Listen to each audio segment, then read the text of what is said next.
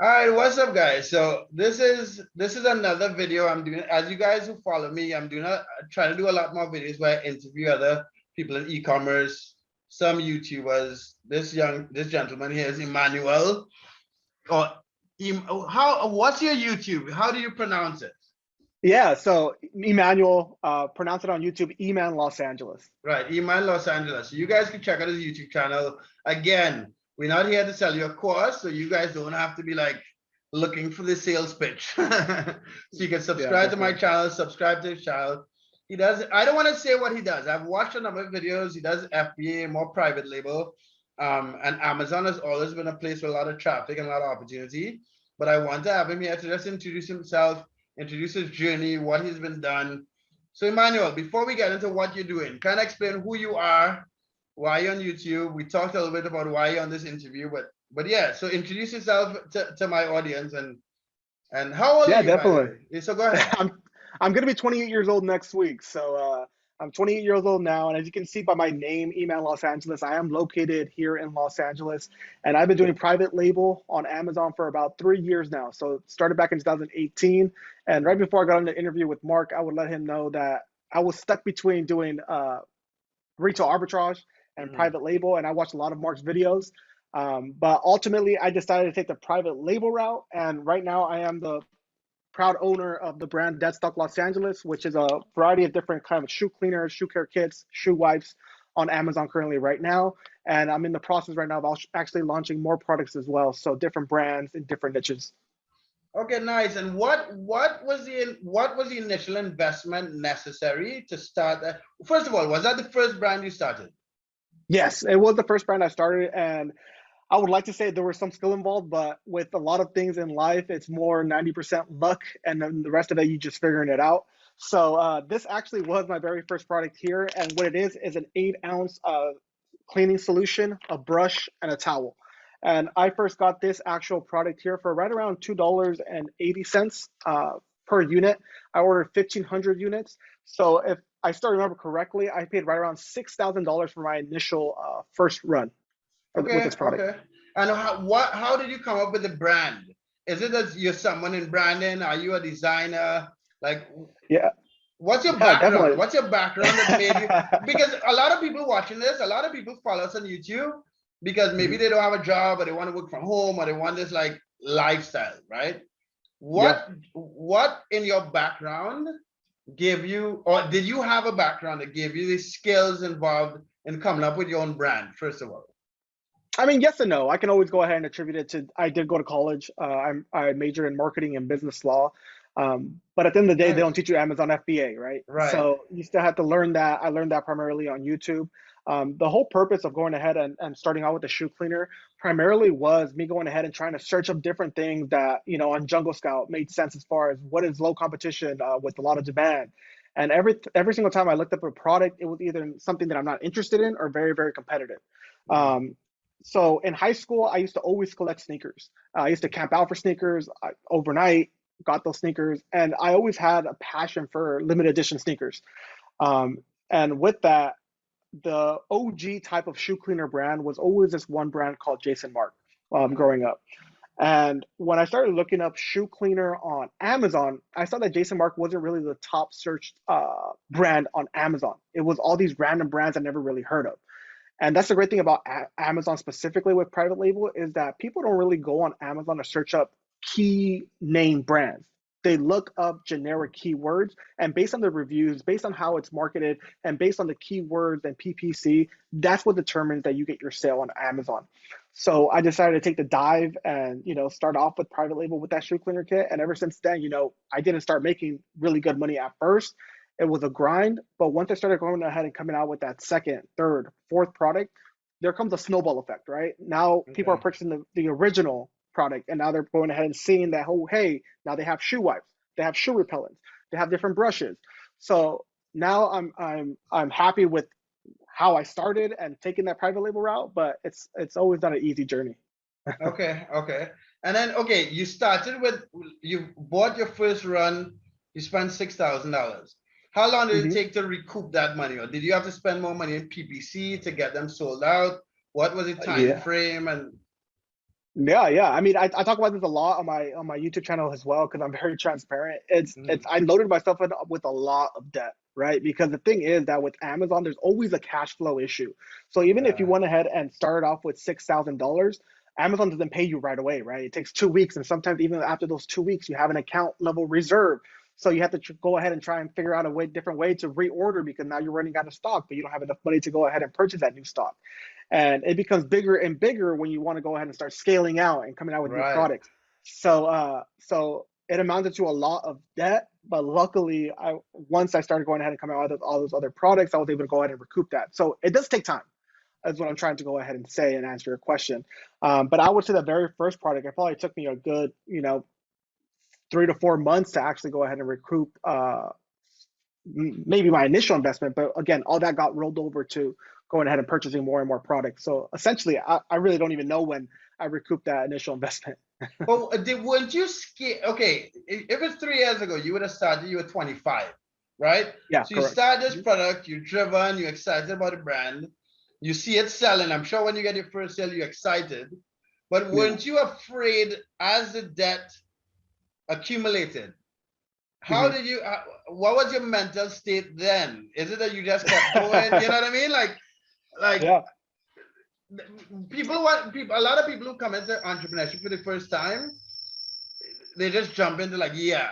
And like a lot of people would get Hmm. into that and then give up and then decide to go get a Hmm. job and pay off that debt.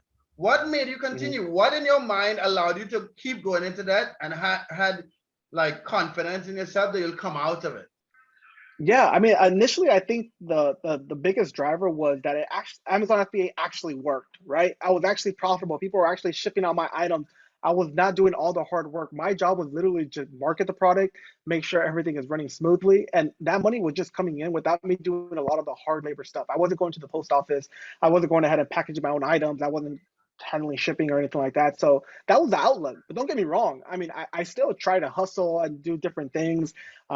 With my journey with Amazon FBA, I was still going ahead and doing digital marketing and going ahead and going out and doing advertising for different companies around the area. So there's a little bit more of a backstory about myself as well. But during that time, that first year, those first couple of months of not being profitable, I was still out there going ahead and trying to make money. Before I got into Amazon FBA, my initial investment with Amazon was because I was in real estate.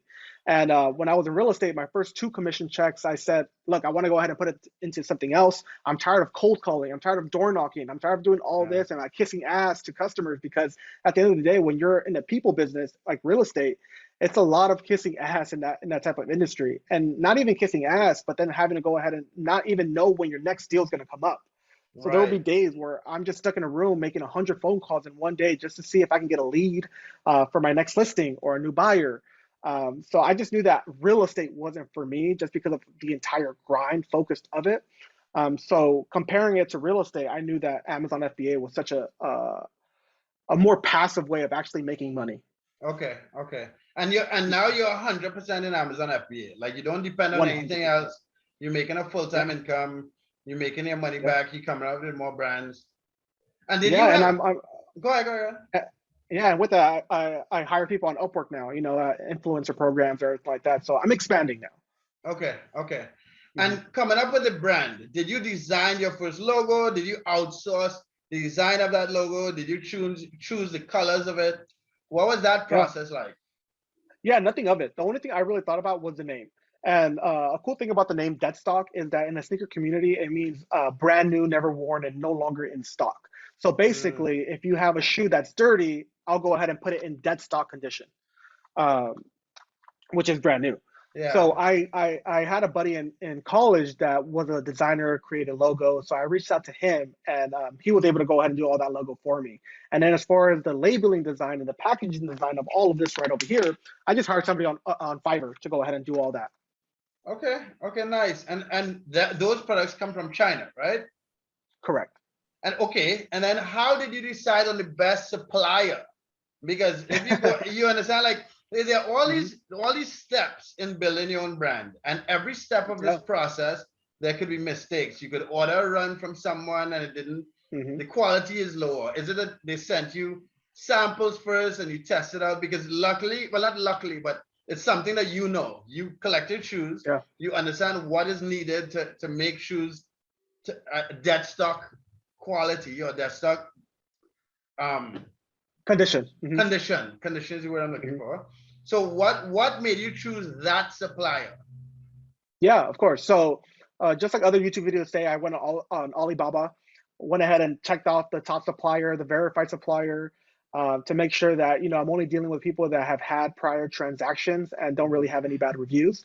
And then from there, I kind of narrowed it down to me reaching out to a lot of these suppliers. A lot of them either are way too expensive or don't really have the items that I currently wanted for my first production run. So I kind of just narrowed it down to maybe the last two or three that the price made sense, and I asked for actual samples from them.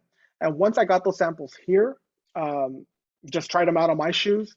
And after that, it was basically who was giving me the best price at that point.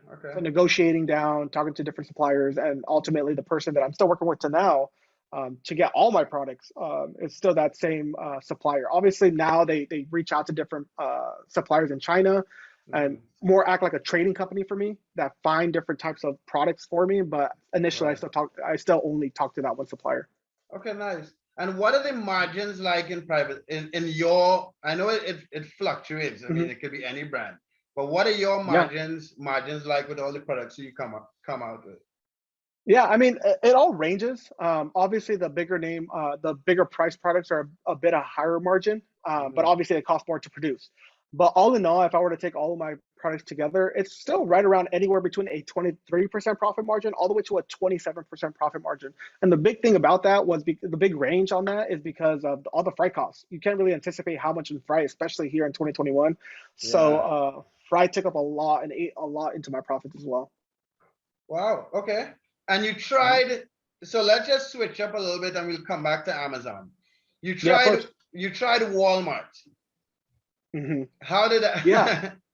what is your, and I watched that video, but what was your experience in comparison to Fulfilled by Amazon and having them shipped out using Walmart? Yeah, so with Walmart, when I first got started selling on Walmart, they really didn't have a Amazon FBA. Right now they do. It's called Walmart Fulfillment Services, where it's basically the same thing. But back then, if you wanted to have that 2-day badge and be able to be one of the top sellers on Walmart, you had to use this company called Deliver. Right. And yeah. So I felt like because I have my own brand, what's the harm in going ahead and trying them out? And the thing is, comparing Amazon to Walmart, after I took account into all the fees that are involved and how much Deliver charged me, it still made more sense going all in on Amazon as opposed to Walmart, just because of the fact that even with me going ahead and having bigger profit margins on Amazon, that was with PPC involved. With Walmart, I did no PPC, and I still only got this, right around the same type of profit margin when I was still using PPC on Amazon. So it's hard, and people make a big deal about Amazon seller support. Walmart seller support is like nowhere to be found. I can't get anybody on the phone. It takes about 3 to 4 days to even get an email back from them. So I never had a really good experience with Walmart. I'm not saying that there's not a lot of opportunity, and I really want to go ahead and put a lot more effort into Walmart. And it's just right now when I'm getting 95% of all my sales on Amazon, I feel like I should dedicate all my focus there. And that's where we had a conversation about time.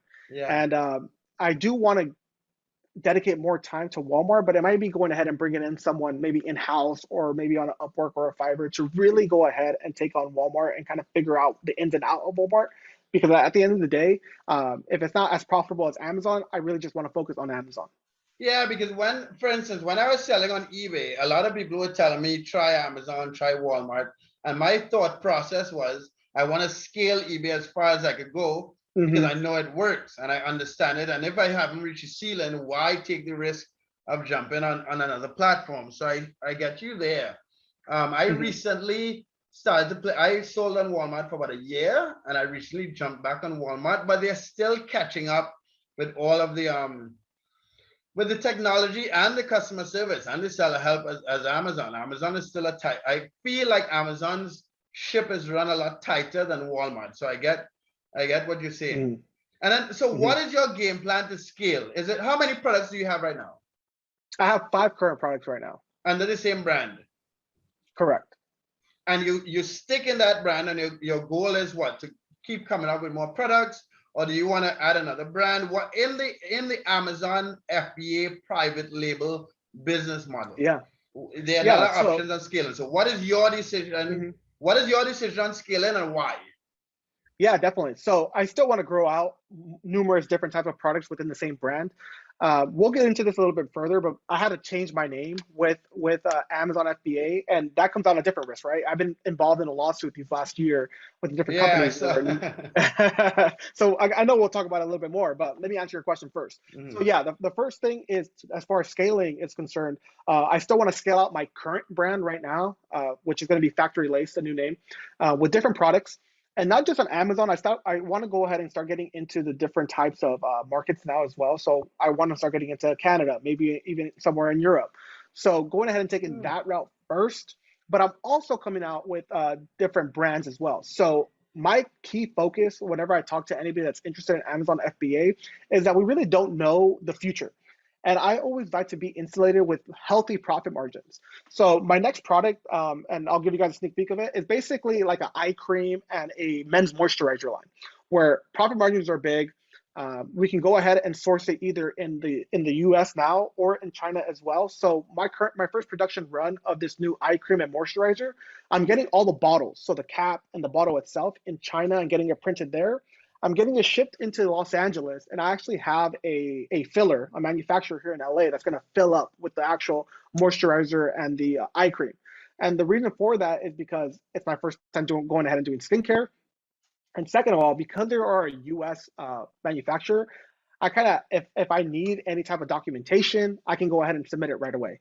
So Yeah, those yeah, are my yeah, two yeah, options as far as. Mhm. And what made you go into men's skincare? Just product research. I mean, you're a good looking dude, so I guess you have pretty clear skin. So you take I care of the barely skin. started. Yeah, so I barely started taking care of my skin, and I just started realizing how expensive it is for moisturizer and eye cream if you want to keep up with the regimen and different things like that. It can get very, very pricey. And when I started looking up how much you can actually go ahead and buy this stuff for yourself, it's insane, right? So Yeah, yeah. for instance, like a eye cream, I probably pay like 30 to $40 for like a small eye cream just like this, but I Mhm. can go ahead and get it manufactured, the bottles for like 15 cents, get it filled here in the US for maybe around another $2, and I'm all in Wow. right around, $4 Nice. before Wow. I even put it on sale. And but what did you look at the pay per click? What you'll run pay per click in that Yeah, is so that niche? Because I know in that category, there are a lot of big mhm, companies in that category because the margins are insane. As a consequence mhm, of there being competition, pay per click mhm, and all that stuff could run you a lot. It may, again, you're now starting. But have you looked at mhm, that at mhm. all? And do you take that into account when deciding if to go into that category? Yeah, definitely. I mean, it does play into an account, but if you kind of know your end audience and you know how to market it based on the keywords and who you're trying to go in ahead and attract, it makes it a lot easier because yes, the pay per click is going to be more expensive, but I feel like going ahead and going after those long tail keywords. I'm not just going after eye cream, right? I'm going after men's eye cream for people in their 20s or men's eye Uh, cream for, lighter skin. So once you start going ahead and getting those long tail keywords and going ahead and having a listing that kind of caters to that target audience. So before I even try and do any type of listing, I kind of write down who is my ideal customer. And based on who my ideal customer, maybe it's somebody, fair skin and they're in this age range and with this type of income bracket or whatever like that, or maybe in a relationship. I cater to my product photography. I cater the listing, what the words say in the listing, so on and so forth. So yes, PPC is going to be more expensive, but you kind of need pay per click to survive on Amazon anyway. So as mhm. long as I can go ahead and get those clicks and convert those clicks, and that's why everything works in tandem. I have to have a great listing if Right. I'm going to run PPC. Okay. Okay. And what makes a great listing? Yeah. Like I mentioned before, understanding your target audience. Because the thing is, with shoe cleaner itself, there's so much competition. You can go ahead and log in right now and kind of search up a shoe cleaner. Um, but the thing is, I'm not targeting moms that want to keep their kids' shoes clean. I'm not targeting people that have boots and are, blue collar workers that have to get their boots clean. I'm targeting individuals that collect limited edition sneakers. So Right. my entire listing, my entire bullet points are all catered to those individuals that care about keeping their limited edition sneakers clean.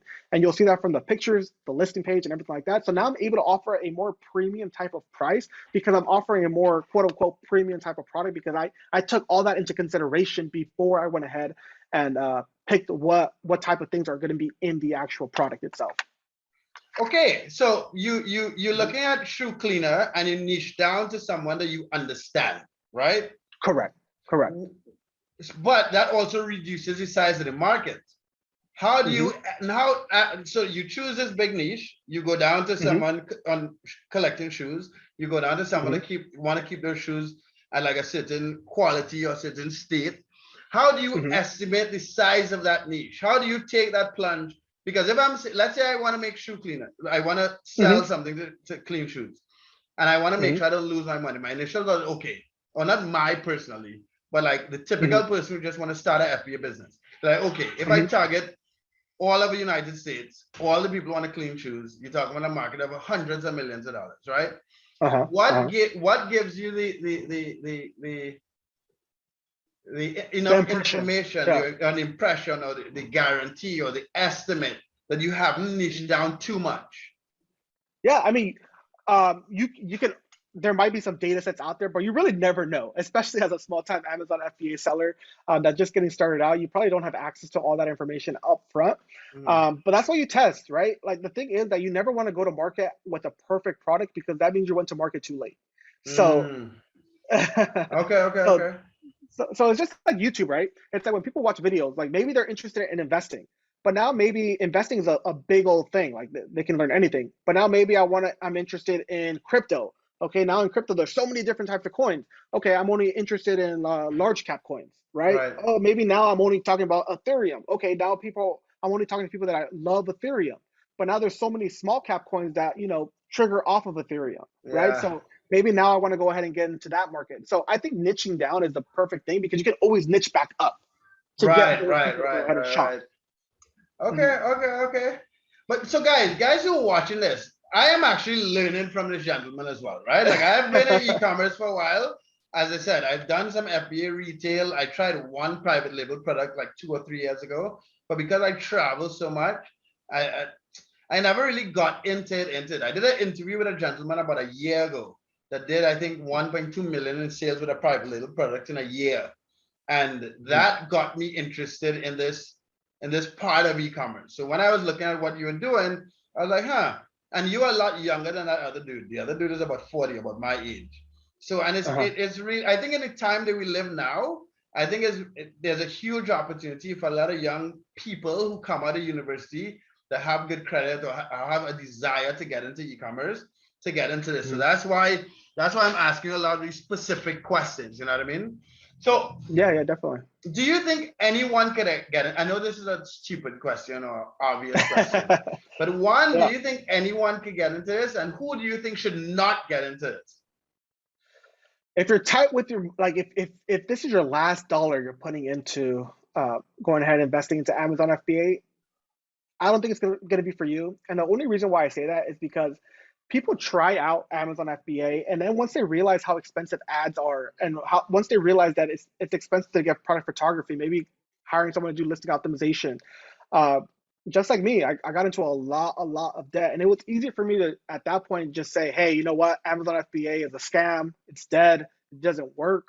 Um, if I didn't believe in it. So if it's their last dollar, I don't think that Amazon FBA is for you just because there's a lot of things that can happen that can literally shut down your entire Amazon FBA business. And even me having 5 products and making $1 million in revenue uh, a year, I'm not oblivious to that fact that it could happen to my business as well. I'm not a big, $30 million a year type of Amazon FBA brand or anything like that. So that's one thing. If you're really tight with money and it's your last dollar that you have to your name and you want to go ahead and make Amazon FBA, you think that overnight you're going to become an instant, making $10,000 every single month. I don't think that's for you. Right. For the person that wants to kind of start off, get their feet wet, right? Learn about e-commerce. I think retail arbitrage is the perfect step for that. But if you're looking for going ahead and building out a brand, having equity, being able to go ahead and eventually sell your brand, I think Amazon FBA, if you have a long long-term focus with private Right. label is for you, because Okay. the sky's the limit as far as how you can grow a brand.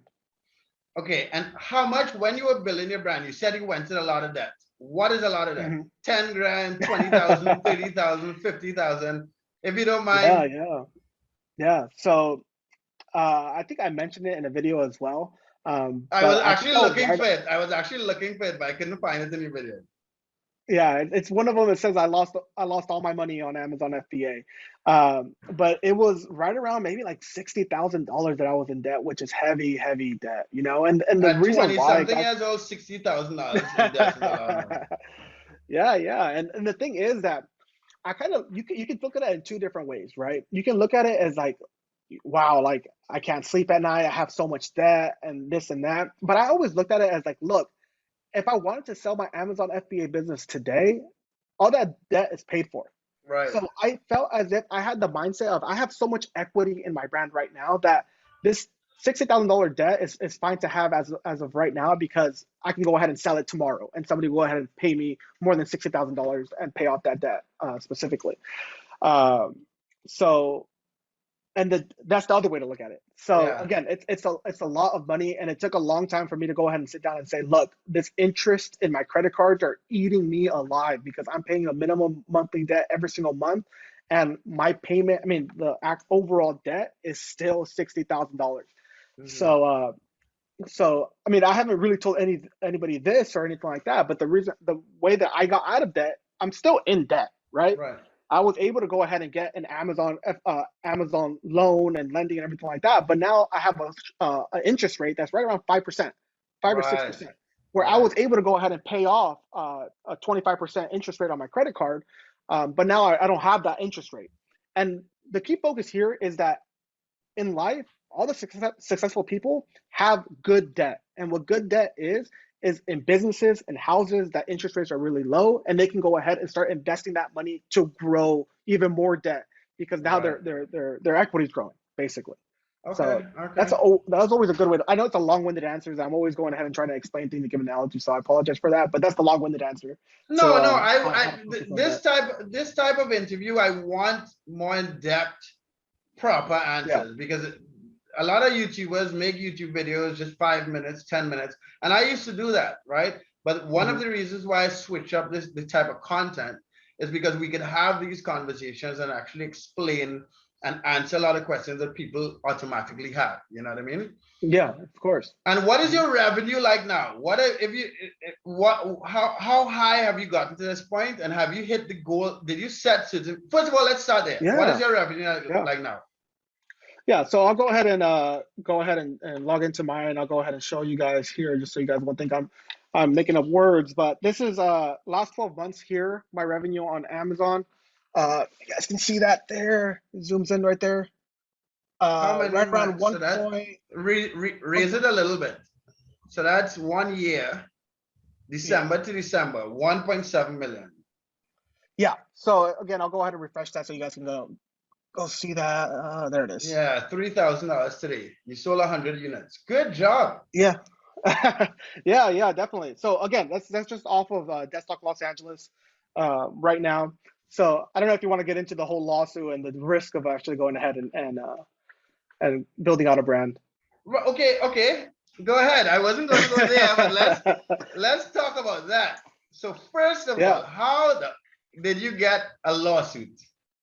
yeah. So it was right around last year. I remember I'm going ahead and have brand enhanced brand content, which is basically applying for a trademark through one of their vendors on Amazon FBA. Mhm. And everything's going smoothly. I've tried to do it in the year before, but based on my name and based on the niche that I'm in, I guess the trademark office denied my first trademark for my Mhm. for desktop. So then I said, okay, it's fine. My attorney told me I can still use the name, but I won't ever be able to go ahead and trademark based on what the trademark office said. So Mhm. when Amazon partnered up and did enhanced brand content, I was able to use one of their lawyers. So one of their partner lawyers for Amazon. Mhm. So I was in the process of going ahead and acquiring the trademark. Everything was going good. We went to the final stages. And right before your trademark is published, it goes into this book where anybody in the world or in the US can go ahead and basically block your trademark if they have proof that you're going ahead and there could be trademark infringement, which Right. basically means that you're going to confuse a customer. So if a customer saw a different brand and they saw your brand, they'll be confused as if, do they belong together or do they not belong together? And the cool thing about a trademark is that there's different classes. So I can have a trademark for Desktop Los Angeles because I'm in the shoe cleaner niche. And somebody else can have a trademark for Desktop for ladders because that's completely different categories. So somebody can have Desktop ladders and I can have Desktop shoe cleaners and we can live in peace, right? Sony can have cameras and somebody else can go ahead and have Sony tiles for their floors because it's completely different types of. So right before I was gonna get official trademark and be in the book of the United States Postal and Trademark Office, there was this one company that went ahead and basically, how do I say, stopped the trademark office from going ahead and publishing my trademark. And for them, they have to go ahead and show proof that I'm indeed infringing on them. So I talked to my attorney, and we're going ahead and reviewing the case, and we see that this individual purchased a former trademark for T-shirts. So they have a trademark for T-shirts. I have a trademark for shoe cleaner. It basically, my attorneys were saying that, okay, the case is going to be good. We'll just talk to them and we'll figure out something as far as resolving this trademark dispute. So what ended up happening from there is that we started getting more and more information that this new trademark that they purchased, so it's a different owner. So they purchased a different trademark that was originally from a different for T-shirts. They wanted to make an application, so a software application where you're able to buy and sell sneakers. They don't have a trademark for that, but that's what their vision and long-term goals are going to go ahead and. So they bought a trademark. So this company bought a trademark from that was focused on T-shirts, and they okay, go ahead, yeah. So and then they saw that I was getting my trademark published, and they said no, because our future plans are going ahead and buying and selling limited edition sneakers, different types of apparel, so on and so forth. But they don't have a trademark on that, right? Doesn't really matter. So we went to basically, before you go to federal court, you go to trademark court, which is a smaller type of court case and everything like that. And basically, I was all in as far as saying, look, I've been selling this for 3 years. They never went ahead and contacted me. There was never any confusion. None of my customers ever confused my trademark with your trademark. And my lawyers were on game. They were focused. I had two, and they were on my side as far as like, look, I think this is a joke as well. This is that, blah blah blah. But at the end of the day, it doesn't really matter the opinion of the individual. It's all matters with the court, and the court moves very, very slow. And there's different phases in that. We communicated with the other attorney, and it started really adding up, right? I had to pay a retainer. I had to pay every single month. I had to pay for minutes. I had to pay for research. All these documents that they're going ahead and receiving, I have to pay for. So it started getting to a point where, look, I'm spending all this time and effort into paying lawyers as opposed to going ahead and rebranding. I have a good product. I have a good brand. I have the reviews. I have the data. I have the knowledge, and I can go ahead and rebrand this, and it can be a lot bigger and better than what it is currently today. So trademark ended, and the next step was, hey, we're going to take you to federal court. And at that point, I said, look, wow. go to federal. Yeah, and at that point, if I want to go to federal court, I have to minimum have $100,000 set aside. I have to pay a retainer of $30,000 just for my lawyers to even take on the case. So basically, I settled. And they gave me a little portion of money for the inconvenience. Obviously, it's not more than what I paid for lawyers. But again, I'm rebranding. Happier than ever now as far as how everything's taking place. But again, that's the risk of going ahead and doing Amazon FBA, especially with private label, because you run into this type of stuff. Unfortunately, that's my situation. I'm not saying that it's going to happen to everybody. I always like to tell a story as far as the risk that you might be able to go ahead and get into. Okay. And is there something that you could have done before? Could you have done a trademark search? Is it something that you could have done to not run into that issue? Yeah. So as I mentioned, as soon as I launched my first product, I applied for a trademark right away, and the Patent and Trademark Office said that my name was too generic for the category that I'm in. Basically, because I'm in shoe cleaning and the word desktop means brand new, never worn, I can't trademark that name. Right. So if you look at United States Postal and Trademark Office, you can go ahead and type in dead stock and look at the entire history as far as why I didn't get approved the first time. But this time in mind, I went ahead and did a trademark, and my new attorney was able to go ahead and do this different loophole and said, "Hey, we'll go ahead and get a different agent to review this case." And luckily, they went ahead and didn't see that same issue as the first agent that went ahead and reviewed my case. But unfortunately, it was too little, too late because this new company has come into the industry. So we could have probably avoided this, but at the end of the day, it doesn't really matter. Anybody can sue for whatever reason. What I Yeah. avoided was going to federal court right away because at this point, I think I got a little bit lucky because I was in trademark court still. So trademark Uh, court is still less expensive. If I already had that trademark and I said no, I'm not going to get rid of this name, then they would have been forced to take me to federal court at the very start. right. Okay. Okay. Okay. Yeah. And so your trade, what brand are you trademarking now? Is it, you don't have to say the brand, but is it that you're going back to the same Yeah, brand, or no, you? no, so it's going to be a completely different name. I kind of named it already. It's going to be Factory Lace because anybody can go onto my Instagram page or anything like that. It's Factory Lace, which Okay. again, it's kind of the same meaning in the community as far as sneakerheads are concerned. That they know Mhm. factory lace means that the laces have not been touched. Right. So Right. people want it in factory lace condition. And okay. And talking about Instagram and influencers, did you use any sort of influencer strategy to market your Mhm. brand, or was it 100% Amazon? Yeah, so at the big for as of right now, it's been 100% Amazon. These last 12 months, I actually hired somebody on Upwork just to take care of an influencer program. So they're in charge of going ahead and posting on my Instagram, reaching out to different influencers, giving them free products. Some people go ahead and we pay to make videos and photos and reels and TikToks, but that's all recent. Right. So up Right. until now, it has been all Amazon. And have you seen a return on that program, on the influencer program, or is it just a brand awareness type program Yeah, that you it's guys more are of a doing? brand awareness because the thing is that on my Instagram page and everything like that, I have my link to my Shopify store. I haven't seen a big bump in my Shopify sales, but Mhm. again, it's more brand awareness, making sure I'm out there, people know about it, I'm being relevant. So again, I'm maybe people might look at it and say I'm wasting money on it, but I think that it's going to be important in the long run. Yeah, because long term, what do you plan to do? Sell the brand, or you plan to just try to scale it and live off of cash flow? What is your long Yeah, term? What is your that's something I long term? still struggle with. Yeah, Mhm. I still struggle with that, right? Because initially, in the next 6 months, I can sell my business because I'll have the new logo. I'll be able to go ahead and transfer all the listings to that new brand.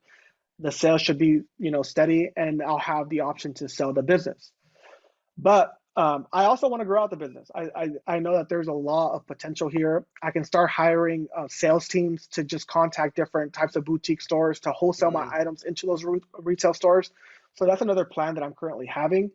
But I struggle with it because at the end of the day, I started this brand with $6,000, and if I have the opportunity to sell this brand for $1 million plus, that would be playing with house money, right? So Right, right. That's what I was trying and to I get to. What yeah. what makes So you what makes you that could, I mean, I know it's a lot of work and there's a few years of your life into this brand, but if someone yeah, offered you $1 million, would you take it? yeah. Yeah, as of right now, no. That's the thing, because Respect. that Fuck. Okay. that's the thing. So that's currently what it's valued at right now. That I've talked to anywhere between 1 million to 1.4, depending on the aggregator that goes ahead and purchases it and shows interest in it. That's a likely outcome. I just feel again, I don't know. My Okay. answer today is no. It could be completely different once the rebrand takes place. But that's the main reason why I wanted to settle as well was because if the opportunity came up, I don't want a lawsuit hanging on my brand as well. Right, right, right. Okay, Hmm. okay, okay. And you mentioned, okay, let's switch up a little bit. You mentioned Yeah, yeah, Shopify. You mentioned Shopify. yeah. What did you have your own standalone website in the beginning? And why do you have a standalone website although you're getting traffic and sales on Amazon? Yeah, so the whole thing was that Amazon customers are never your customers because you can never access, their email addresses, you can never communicate with them. Before, back in like 2019, I had their addresses. So if I wanted to send out mailers, I Yeah, guess I could send out mailers. Nowadays, you can't even have that. You can probably only yeah. have like a zip code or if that. So the purpose of me going ahead and starting up a Shopify store back then was because, hey, any customer that purchased from my site, I have their email address. I can go ahead and send out email newsletters to, send mailers out to them as well, and have more of a connection with my actual customers. But the truth is, man, again, time is time, and if I'm getting more sales off of my Amazon store, I'd rather focus on that. And right now, I Right. really haven't done any newsletters. I haven't done anything with my Shopify store. It's still a standalone there just because people are still shopping on it occasionally. Yeah. It doesn't, I mean, it's a $25 fee, which, maybe I'm profitable, maybe I'm not profitable with that fee as well. But I mean, I have a So you're standalone not there for making now. money, much sales on Shopify at all. Yeah, let me actually log in. Let me see the last month on Shopify. Let this pull up. So we'll do this month because it's December time, right? So it Yeah. should be a bump in sales. I only have right around 9 Nine. orders for Wow, for the entire month. Okay. the entire month. And are Yeah, you running any fixed paid ads to that site? Because you you, man. you mentioned you're into marketing, so you know marketing. So the standalone site is simply people who know the brand from your traffic on Amazon and maybe bumped off of your Instagram and made a couple purchases. That's what it is. Exactly. And Exactly. have you tested paid ads at all? Because the reason why I asked that, I help Hmm. run a Shopify store based out of New Jersey. And we run paid Hmm. ads on Google Shopping, paid ads on Facebook, and a little bit on Instagram. We're now getting into TikTok, but the person who started the brand has a personal brand of her own, right? Did Okay. you Hmm. test any sort of paid ads on Shopify at all? No, none at all. Like again, my whole focus on Amazon has been pay per click on Amazon. I feel like I'm really good at Amazon pay per click now, as far as Mhm. getting the conversion rates, the bids, figuring out negative targeting and whatnot. So I kind of dedicated all my time and effort into Amazon PPC. So I haven't run any type of ads onto my Shopify store. Okay. And how long did it take to get you? You said that you feel like you know Amazon pay per click. How long did that take? I think it took a good 6 months to actually Okay. sit down and learn the ins and outs of it. I'm telling you, there's a lot of things with Amazon PPC that you could do that I had no idea 6 months Mhm. ago. Right. I had a buddy of mine that I'll do a shameless plug on him. He's FBA Excel. That I know basically FBA Excel, so we'll give him a plug. Put a link. Maybe I can have him on the channel. But go ahead. yeah, with Brett. So he kind of got me into the mindset of like, hey, Amazon PPC is very, very powerful. And he started showing me his Excel sheets and how it's all automated. And I started taking a deeper look into the back end of Amazon FBA and PPC itself. And yeah, these last 6 months, my sales have been crazy as far as PPC is concerned. If you look at if I could probably pull it up right now, but if you look beforehand, a lot of my sales came organically. Nowadays, because there's so much competition, it's really hard to get organic sales. And I think now my PPC is getting right around 60% of all my sales. So Wow. yeah, And when so did you that's take it? Go ahead. Go ahead. Go ahead. yeah. So that's a big thing to do as far as with all this competition going into Amazon. If you can master PPC, I mean, you'll still be profitable. So that's why I focus my time and effort to PPC. And you said you learned FBA on YouTube, so you didn't pay for any course to learn FBA. No. I paid for courses for Amazon FBA, yes. And again, I like courses because they teach you the fundamentals. Because you can search all over YouTube and look up everything, but the thing is, you don't know what you don't know. Right. So I think an FBA course or any course in general will tell you as far as if this thing goes wrong, this is what you have to go ahead and do. So Mm. if I was just going ahead and starting Amazon FBA just from the very beginning and kind of just testing out things myself, I know that I would have ran into a lot more mistakes. But yeah, I did buy a course. And then, did you get a course specifically on Amazon pay per click, or did that just come from the grind and digging in and doing your own Yeah. research and testing and reiterating and so on? Yeah, again, 6 months ago, it was more so, hey, automatic campaigns, and based on the Uh, automatic campaigns, start doing the Excel sheet, start looking things up to find one or two like good keywords. But these last 6 months, I've kind of grinded and try to figure out a way to learn PPC. okay. Okay. Nice. And how long? So guys, so first of all, guys, we've been talking a lot. I've been asking a lot of questions. I'll put a link. You will share both your YouTube and your Instagram. So you guys could ask any questions on this video. You could jump over to Emmanuel's YouTube channel and ask any questions over there. But what was I gonna ask you? Pay-per-click. How many keywords are you running pay-per-click to? Is it that you reduce down to a couple long string keywords? Is that you test a list of a ton of keywords and see what's the cost of the click? What is it? Just give me a kind of overview. I know we can't go into detail here on Amazon pay-per-click. Yeah. A whole other. No, that's a great question. So right now I probably have right around 90 different campaigns running, and it's all a mixture of automatic and a lot of manuals. And even with the manual campaigns, I run a lot of broad, phrase, exact. And what I do is I kind of analyze all the automatic keywords and kind of look at the search terms and look for what are people clicking on and what's converting the best. And if I take a good sample size of 65 days, I can say, hey, this one keyword is converting and my ACoS is only 10%, then that's going as an exact. That's going in a different campaign as an exact keyword, right? So it's a lot of testing. So again, I always like to keep my automatic campaigns on because I like to have all that data of different things that are going on. Is it based on a different product that I'm on their listing and it's converting sales? Is it certain keywords? It might be going ahead and doing, broad, phrase, and exact campaigns. So again, I have over 90, maybe around 100 campaigns right now that are currently running. But usually it's only the top maybe 10 that are getting most of your sales. And all of the others are what? Just for data?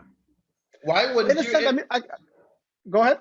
No, if you're saying the top 10 are generating most of the sales, why would you leave 90 on? Is it that the continuous data is valuable enough that you keep iterating, or is it the time of the year certain keywords might work or not? Or what is your thought process? How do you make that decision to keep adding more campaigns? One is that a different month can be different data that's Amazon's pushing. So sometimes they're campaigns that don't spend at all, and then one day it starts spending and starts converting.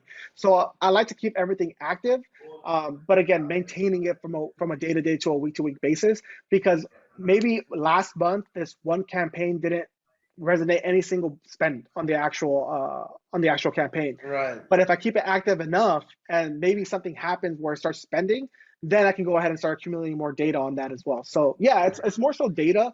And I've had it where 1 month a campaign doesn't spend at all to it being one of my more effective campaigns. Right. So based on that. But again, the last 6 months, that's when I've been really going heavy on it. So I'm sure I'll have more updates. And then what, if you're planning to run Amazon pay-per-click at scale, what type of budget did you plan for that? Or did it that you got into it and tested and then you kind of figured out? My budget's pretty big now. I'm going into my computer right now, and the last 30 days, I can go ahead and put a screenshot of it if I can share it. Yeah, but I can let you share 30 days, if you want to share. Yeah, let me share. All right, yeah, you can share now. Okay, share screen. Let's see if you share. Can you see? Sweet. Yep. So you can see the last 30 days here. I spent right around $18,000 worth of spend. And based on that, it's translated into $73,000 worth of sales these last 30 days, which is a 25% ACoS, which I'm completely happy with. But because again, you're getting, I'm still profitable with the actual campaigns itself, but I'm also getting organic ranking as well. So long term, I'll start getting more Amazon choice badges on there. As you can see here, it shows a day-to-day as far as what your ACoS is. Based on that outage that happened 2 days ago, this is why this one in particular is high. So you can see that it's the outlier. But again, I'm running a lot of different campaigns. As you can see. Yeah. Wow. And that's why I mentioned that. Yeah, so that's why I mentioned that usually it is the top certain ones. But again, as we look at this data here for this last month alone, they're pretty much even, right? There's 142, which is the biggest outlier, but everything else is like 40, 50, 45, 35. So all of them are running good. So that's why I can't really shut off some of them. But again, if we jump into them, like let's go ahead and jump into like We'll try this one right here because profiting well.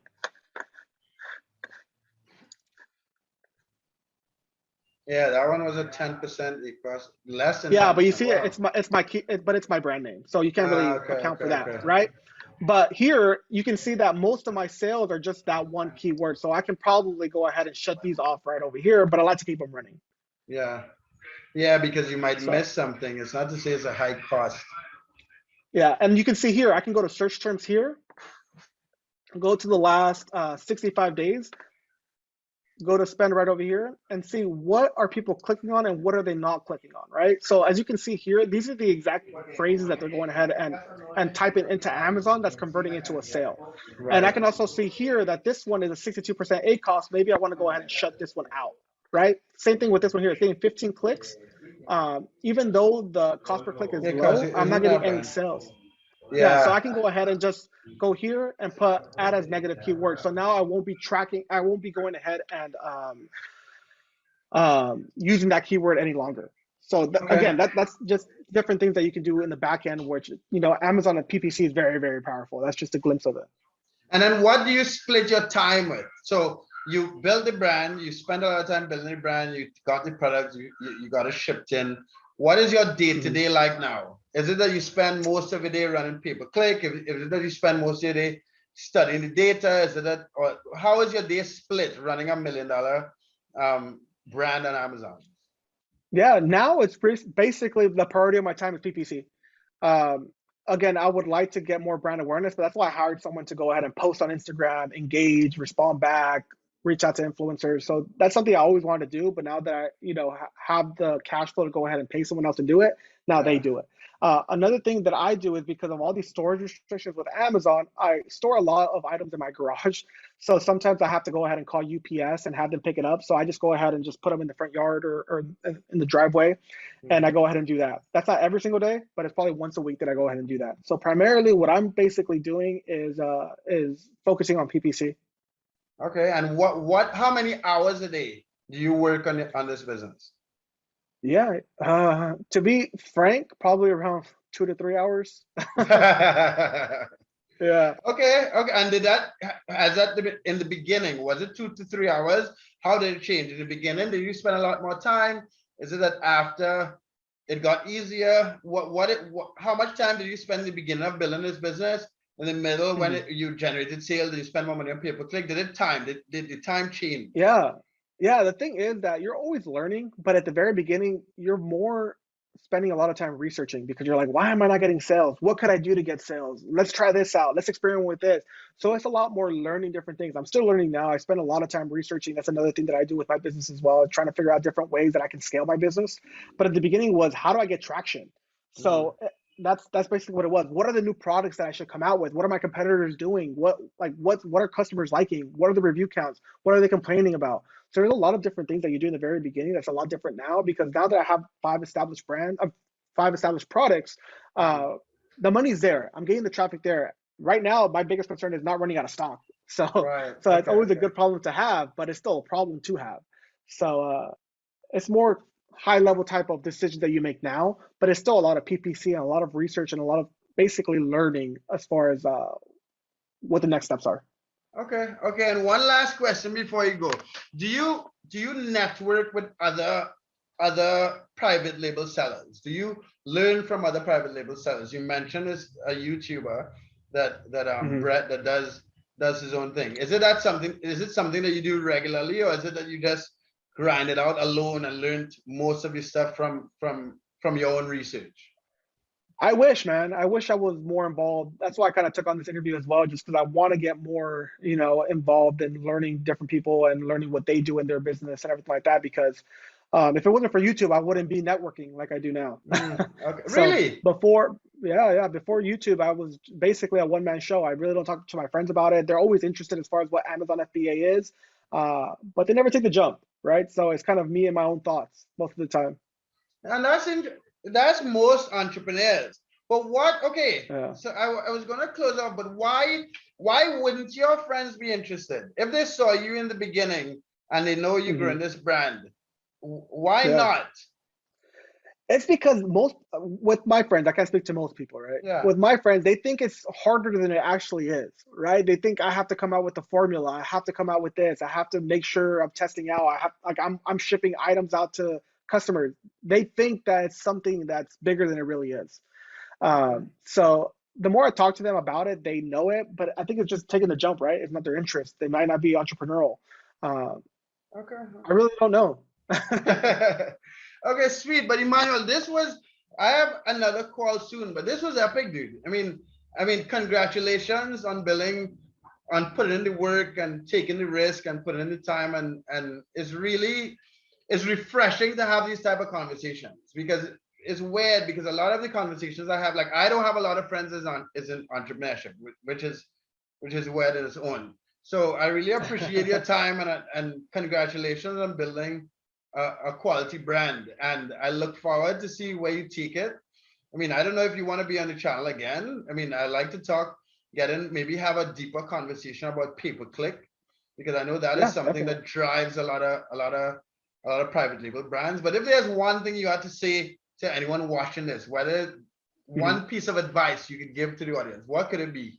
Coming from someone, a 28-year-old young man who's built built a business selling $1 million a year, what advice could you give the audience? Yeah, the biggest advice is just to do it. The thing is that people always get stuck in, what about if Amazon suspends my account? What about if it's a topical and I'm get restricted? You'll figure it out along the way. That's basically everybody that ever sold on Amazon, was that Amazon has never shut down their business because of X, Y, and Z. There's always an explanation. There's always a way to reactivate your account. So my biggest thing is you'll figure it out along the way. Just start now. Okay, all right, sweet. So thanks, Emmanuel. So guys, like the video, subscribe to my channel, jump over to Emmanuel's channel and subscribe. If you have any questions for us, put the questions in the comment section, and hopefully I'll have Emmanuel on the channel again. All right. Sounds good. Well, thank you guys so much. All right. Later.